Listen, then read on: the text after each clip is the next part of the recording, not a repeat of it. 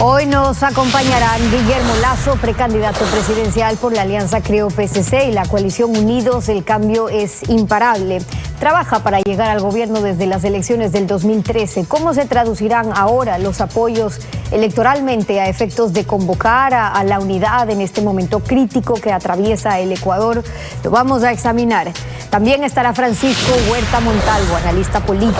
Hablaremos sobre el fallo del Tribunal de Casación a la sentencia del caso Sobornos contra el expresidente Rafael Correa, el exvicepresidente, varios exfuncionarios de gobierno. Le da un impulso especial a las elecciones presidenciales y de asambleístas. Un panorama electoral más claro, pero no menos complicado. Ya lo examinamos. La actualidad, los protagonistas, el análisis y la información en Contacto Directo.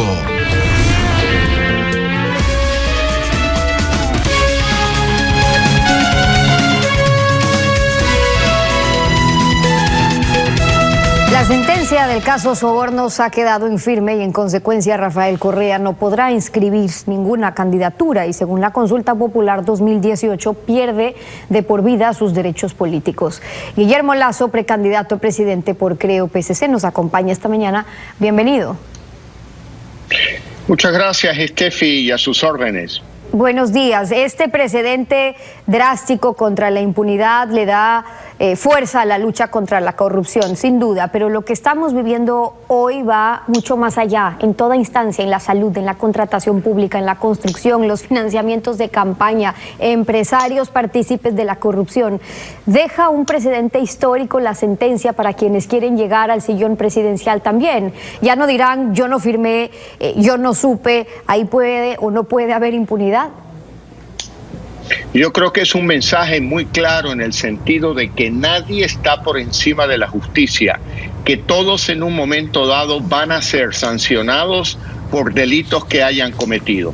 Yo creo que es un mensaje muy claro, muy potente de lucha contra la corrupción y una advertencia a cualquier gobierno nuevo que crea que puede tomar decisiones sin pensar que algún día la justicia les va a llamar la atención y los va a sancionar. Su candidatura presidencial, mantenida luego de ese apretado triunfo de Lenín Moreno en el 2017, ha recibido un impulso con el apoyo del PSC, de esa coalición de organizaciones sociales, los movimientos regionales unidos. El cambio es imparable. Ayer lo invitaba usted a Álvaro Noboa, a Otto Sonnenholzner a sumarse también, pero nadie se suma gratis. ¿Cómo están definiendo que sea un ganar-ganar para Creo, para los nuevos aliados, pero sobre todo para el país? Bueno, yo creo que este acuerdo y esta alianza es precisamente entre quienes ponemos al Ecuador primero, al Ecuador por delante.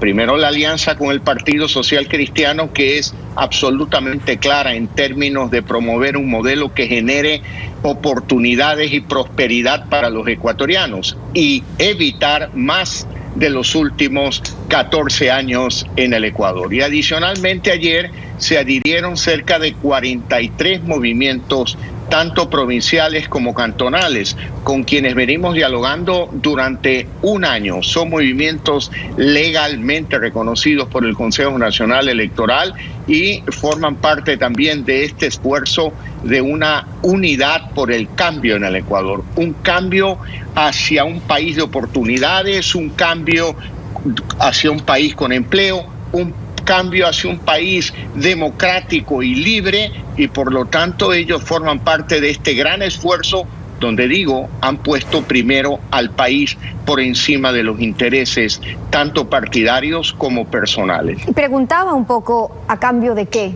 directamente, porque hay antecedentes y evidencias en nuestro país. De hecho, las reglas del gobierno anterior favorecieron esta multiplicidad de movimientos provinciales, cantonales, que terminan atomizando un poco la asamblea con la elección en primera vuelta de asambleístas provinciales, pero de ahí nacen estas mayorías móviles y a cambio de apoyar o políticas nacionales, los asambleístas provinciales que piden un reparto de dependencias provinciales del gobierno con sus contratos. Lo estamos viendo ahora. Entonces existe ¿existe conciencia en estos aliados, en todos estos movimientos provinciales a los que usted hace referencia, que estas demandas, que las llaman legítimas, terminan expandiendo la corrupción en nuestro país?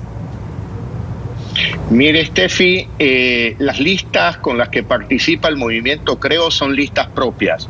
No ha habido una negociación de espacios en materia de listas de asambleístas provinciales o nacionales. Por lo tanto, lo que compartimos es un proyecto de país.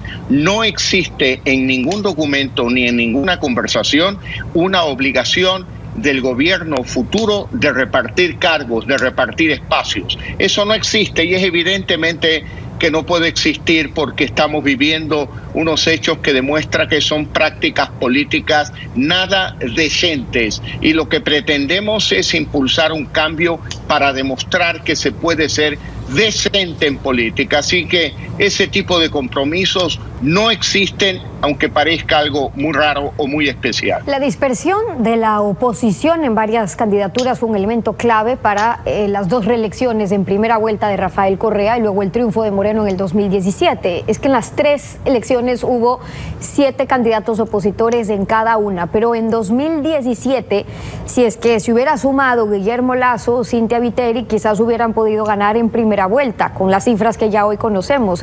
Con estos antecedentes y la división además que hay hoy en Alianza País, 15 precandidatos que se han presentado, ¿cómo ve usted en la contienda que la polarización sea entre usted y el candidato de Rafael Correa? Lo que queda evidente, Steffi, es que si tomamos las cifras de las elecciones del 2017, donde yo obtuve el 28%, la candidata del Partido Social Cristiano el 16% y el candidato del PRE que hoy no participa, podemos, sumados con esas matemáticas que no necesariamente son la verdad para analizar la política futura, llegamos a un 48%. Por lo tanto, hoy el centro derecha participa de manera unida. Ahora, con un proyecto que no es de derecha, un proyecto que pretende incluir a los 17 millones de ecuatorianos. Dentro de ese espacio hay un proyecto de gobierno que contempla las aspiraciones de las nacionalidades y pueblos indígenas del Ecuador, los afroecuatorianos, también un proyecto agrícola y campesino orientado a los agricultores y a los ganaderos con crédito a largo plazo, con muy bajas tasas de interés, con asistencia técnica, es decir, incluye a los 17 millones de ecuatorianos, al obrero, al campesino, al albañil, al electricista, al industrial, al empresario, al gran empresario. Esta es la hora de la reconciliación nacional. Esta es la hora de la unidad nacional, una unidad que busque el cambio del modelo económico que permita salir de esta crisis que vive hoy el Ecuador y que permita también salir de la crisis sanitaria y, por supuesto, aquella crisis moral y ética que indigna al pueblo ecuatoriano por tantos actos de corrupción. Pero para lograr eso y lo anterior que usted mencionaba, se necesitan recursos. Hoy hay quejas sobre si no ha llegado el financiamiento que se ofreció ni las facilidades en cuanto a los compromisos que hicieron los mismos emprendimientos o pequeñas empresas que no lograron acceder a ese financiamiento. Andrés Arauz, el candidato del correísmo, le dirigió una carta a la directora ejecutiva del FMI, del Fondo Monetario, expresando su oposición al acuerdo con el fondo por las condiciones para que se dé esa facilidad extendida, esos 6.500 millones de dólares. ¿Esto podría incidir en que el directorio del FMI no ratifique el acuerdo logrado con el staff técnico? ¿Usted sí está conforme con las condiciones que se establecen o el acuerdo con el FMI? Los 6.500 millones de dólares son necesarios para precisamente ponerse al día en los sueldos y salarios con todos los funcionarios empleados públicos con los que actualmente está atrasado el gobierno. Por otro lado, también para ponerse al día con todos los municipios y prefecturas, con los gobiernos locales con los que el gobierno está atrasado, y también ponerse al día, si no total, parcialmente, con todos los atrasos que tiene el gobierno con proveedores del Estado. Decir, mejor no, porque las condiciones no me gustan, es crear un caos, un problema económico en el Ecuador, que continúen impagos los empleados y funcionarios públicos, que continúen impagos los proveedores, los gobiernos seccionales. Y yo creo que eso absolutamente nadie lo quiere en Ecuador. Ahora, en un programa de 4 años, en un gobierno nuevo a partir del 2021, yo he sido muy claro. Necesitamos aumentar los ingresos del Estado ecuatoriano. Y esa posibilidad existe duplicando la producción petrolera en el Ecuador. Colombia, con 2.400 millones de barriles de petróleo como reservas probadas, produce 1 millón de barriles diarios. El Ecuador, con el doble de las reservas probadas, 4.800 millones de barriles, producimos apenas la mitad de lo que produce Colombia. Por lo tanto, ahí hay una gran oportunidad para aumentar ingresos al Estado, porque debemos hacerlo de esa manera para encontrarle una salida en el mediano plazo a la crisis económica que vive hoy el Ecuador. Cuando conversábamos aquí con el candidato Andrés Arauz, hablábamos justamente sobre otras alternativas en ese financiamiento o para obtener esos recursos. Usted se refiere a aumentar la producción para tener más ingresos, más recursos. Andrés Arauz hablaba en Contacto Directo de repatriar dinero del exterior y esto fue lo que nos dijo. El país sí cuenta con recursos, casi 30.000 millones de dólares depositados en el exterior, y que solo una décima parte fuera repatriada a nuestro país, invertida con amor a la patria, pudiera desencadenar un proceso de inversión, generación de empleo, oportunidades, trabajo para las familias ecuatorianas que puedan alimentar a sus hijos. Nosotros solo en el caso de la banca repatriamos casi 3.000 millones de dólares con una norma que se llama el coeficiente de liquidez doméstica. ¿Ese dinero repatriado por la banca es de los depositantes o de los dueños de los bancos? ¿Estaba más seguro depositado afuera o en qué beneficia? ¿A dónde se destinó esos 3.000 millones que habla en el gobierno de Correa? Aquí hay una confusión absoluta cuando confunden dinero público de dinero privado. El que tiene problemas de liquidez, de exceso de endeudamiento, es el Estado ecuatoriano. El Estado ecuatoriano, que en caja no tiene más de 100 millones de dólares al día, cuando debe de atender gastos por cerca de 2.500 millones de dólares al mes. Entonces, usted no puede decir, salvo que tenga la intención de expropiar dinero privado para con ese dinero solucionar los problemas del Estado. Ahí hay una confusión absoluta y revela claramente una intencionalidad. El dinero privado es del Estado, según el señor Arauz, y por lo tanto ese dinero debe de ser repatriado. ¿Para qué? ¿Para el uso del Estado? No, definitivamente que no. No es posible confundir patrimonio privado con patrimonio público, y está revelando claramente que en un eventual caso de llegar al poder se confiscaría el patrimonio de los ecuatorianos en Ecuador y en el exterior. Y esa fórmula ya la conocemos y ha dado absolutos fracasos en todo el pasado del siglo XXI en muchos países que quisieron abusar, confiscando bienes privados para uso público. Ahora, está totalmente equivocado. Por estas mismas angustias, por los nuevos recursos para pagar deudas, el gobierno ahora está disponiendo de dineros que corresponden en cambio al próximo gobierno, pero que igual se iban a pagar si hablamos de los impuestos, y son los que se han visto menos afectados, dice el gobierno en su decreto, las empresas menos afectadas para cumplir lo que se necesita, pagos en salud. ¿Usted está de acuerdo con el pago inmediato de ese anticipo del impuesto a la renta para los grandes contribuyentes? 1.000 empresas de 5.5 millones. No estoy de acuerdo porque es liquidez que necesitan las empresas para mantener el pago de sus obligaciones, para sostener empleos. Si usted le quita liquidez a las empresas y la pasa al Estado, lo que pone en riesgo es el empleo privado, en primer lugar. Y en segundo lugar, usted lo ha dicho muy claro, son impuestos que deben de ser pagados hasta abril del 21, es decir, para el ejercicio fiscal del próximo año. Si se obtienen hoy y se gastan hoy, lo que están produciendo es un hueco mayor para el ejercicio fiscal de 2021. Y eso no está bien. Pero vea, Steffi, al toro por los cuernos.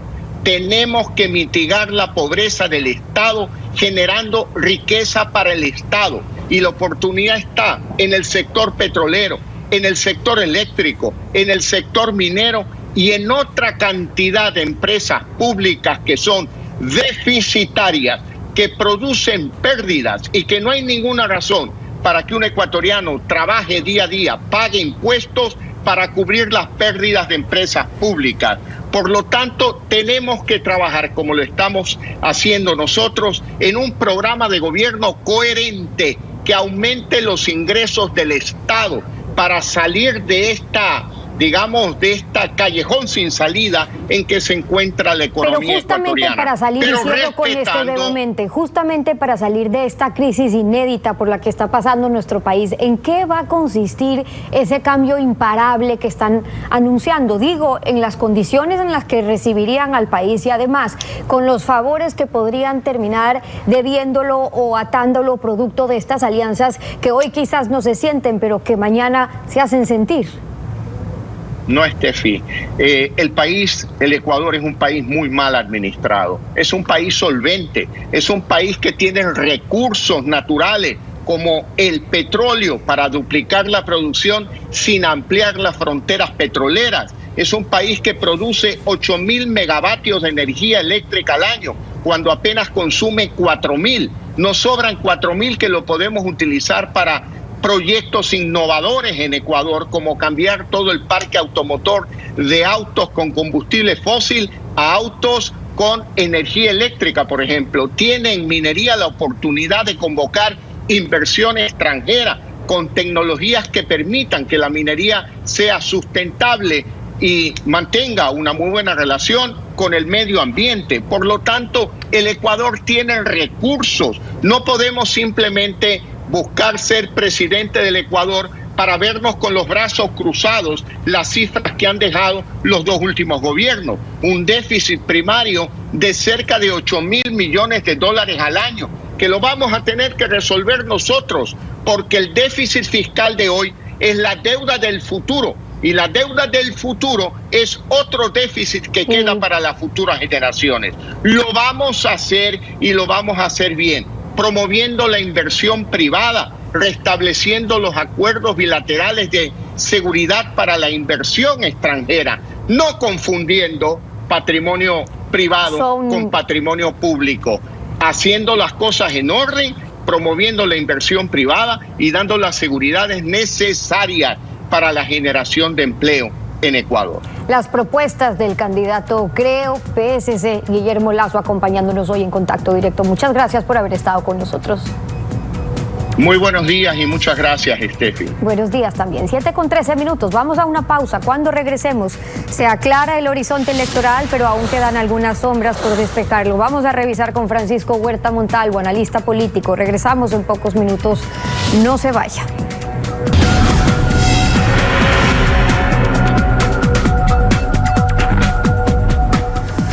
El fallo del Tribunal de Casación ayer despeja el horizonte político al rectificar la sentencia condenatoria contra un expresidente de la República por haber empoderado a una organización criminal de contratistas del Estado y altos funcionarios de gobierno, pero plantea nuevos retos. Francisco Huerta Montalvo, subdirector de Diario Expreso, nos acompaña. Bienvenido a Contacto Directo. Gracias, buenos días. Ayer se dio una sentencia histórica, pero porque hay un cambio, y es que despoja de inmunidad al cargo del presidente al condenarlo como un autor mediato de delitos que ejecutan sus subordinados. Para el próximo presidente, para los nuevos integrantes de la Asamblea, ¿esto exige responsabilidades especiales de un cambio político que tiene que ir más allá de superar la crisis sanitaria y económica? Sin duda, sin duda. Y gracias por la pregunta. Realmente acepto que es un hecho histórico y me encanta estarlo comentando tempranito al día siguiente para decir todo lo que falta efectivamente. Primero, yo no creo que es una victoria del derecho o de la administración de justicia. Es una victoria de la libertad de expresión. Todo esto ha ocurrido porque hubo quien lo denuncie, fuera del país y dentro de él. pero no los partidos políticos que estuvieron ausentes, salvo excepciones, en esa denuncia. Fueron los medios de comunicación colectiva los que contra todo riesgo hicieron lo que tenían que hacer y le han dado esta oportunidad al país. Pero por supuesto, falta mucho en administración de justicia. Se nota el estilo correísta todavía trasladado a este periodo. Y no quiero disminuir nada de nadie, pero si analizamos en estricto derecho, habría algunas complicaciones que todavía señalar. En todo caso, ya está el hecho, sirva de ejemplo para el futuro y que tengan cuidado los próximos dueños del poder. Eso en la administración de justicia. Ahora, en lo electoral, la consecuencia de esta sentencia, ¿qué pasa? El expresidente Correa no podrá ser candidato a cargos de elección popular. Según la última consulta, pierde de por vida los derechos políticos. ¿Eso lo exime o más bien lo impulsaría a dar su apoyo político a un candidato presidencial o incluso a un grupo de asambleístas que vayan al poder también en busca de perdón u olvido? Aquí puede cambiar todo, tú sabes, Steffi, de un día para otro. Depende de la correlación de fuerzas. Y el ánimo del país se tuerce con facilidad en base de una que otra presión. Ahora hemos logrado este resultado. Yo pienso que no hacía falta estar esperando que la casación se niegue para que el resultado ya se conozca. Correa no podía ser candidato por mandato de la Constitución, pero se juega hasta el último momento generando escándalo, buscando protagonismo, buscando pantalla. Bueno, ahora con una cláusula determinada por él mismo de la presencialidad obligatoria para la inscripción de la candidatura ya estaba fuera. De todos modos, esto consagra la denuncia que hemos venido haciendo los comunicadores sociales. Era un régimen corrupto, un régimen de una asociación político-delincuencial como hay en muchos otros países en estos años.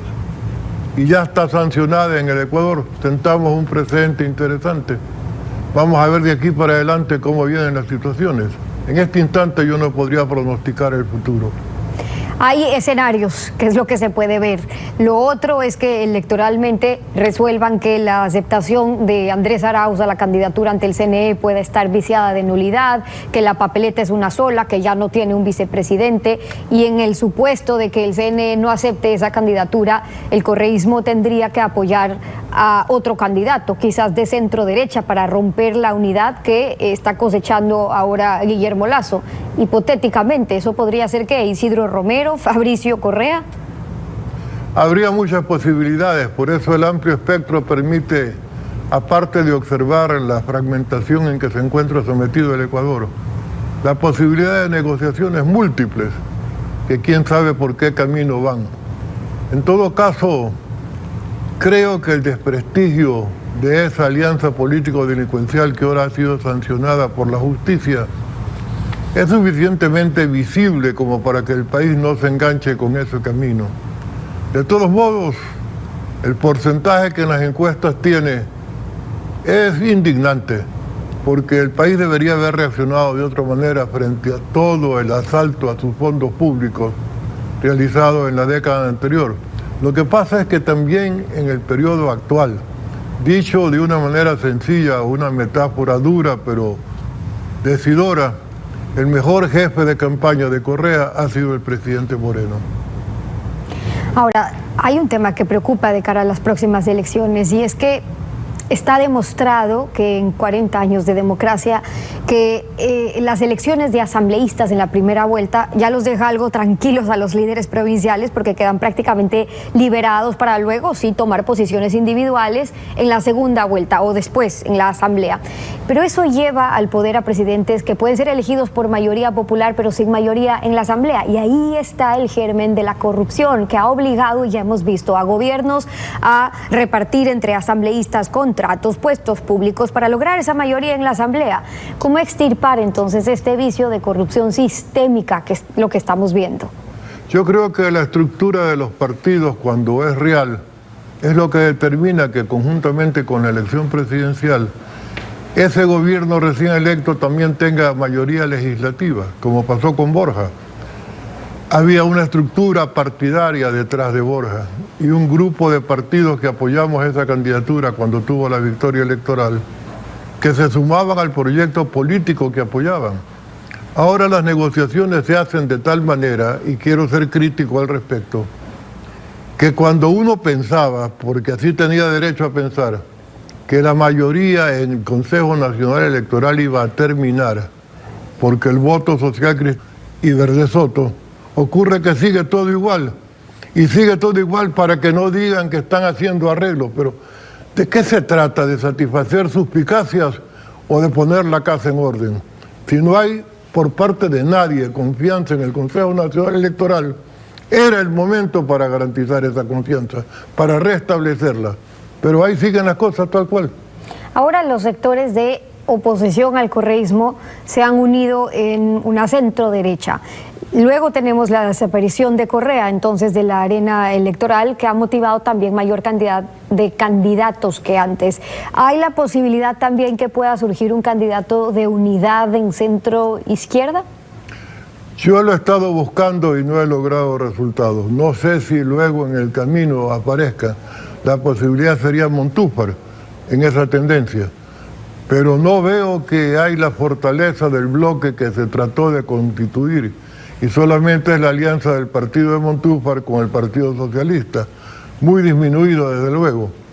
En esa línea la tendencia de centro-izquierda no la veo representada con fuerza, y se ha polarizado el país entre las candidaturas vinculadas a Pachacute, la reacción de los indígenas en el país también fragmentados, y un centro derecha que con esta unidad, más la que llama recientemente, como recordábamos en la entrevista anterior, Guillermo Lasso, de que se le unan Sonel Hofner y también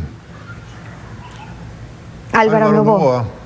No sabemos qué va a pasar. Incluso se rumora que si logra restablecer su partido, Álvaro Noboa volvería a ser candidato.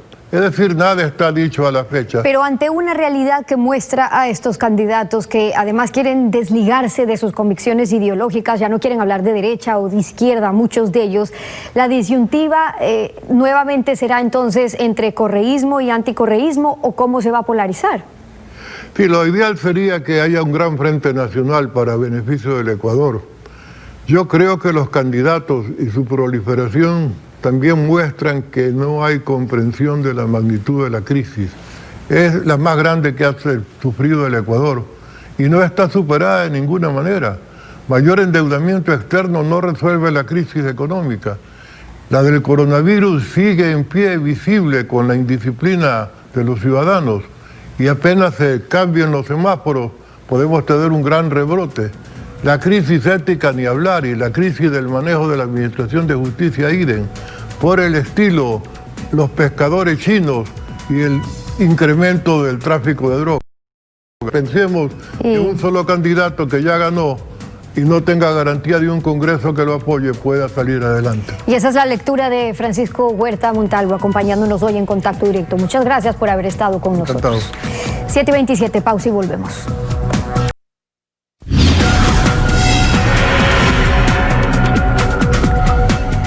Hasta aquí las entrevistas en Contacto Directo, ya vienen más destacadas, no se vayan.